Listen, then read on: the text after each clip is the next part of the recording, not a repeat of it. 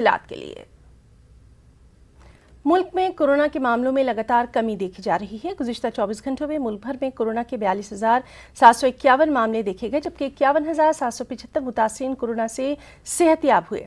गुज़िश्ता 24 घंटों में मुल्क में 932 अफराद की मौत हुई है। 24 घंटों में कोरोना के सबसे ज्यादा 12,456 मामले केरल में दर्ज किए गए।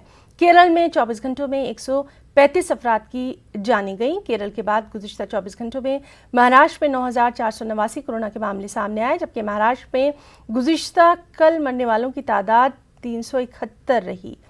जुनूबी रियासत तमिलनाडु में गुज़िश्ता रोज कोरोना के कुल 4,013 मामले सामने आए, जबकि 115 कोरोना मुतासिरीन की मौत हुई। आंध्र प्रदेश में 2,930 कोरोना के मामले देखे गए।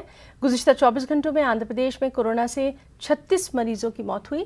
रियासत उड़ीसा की अगर बात करें तो पिछले 24 घंटों में 2,917 कोरोना के मामले सामने आए, 45 मरीजों की मौत हुई।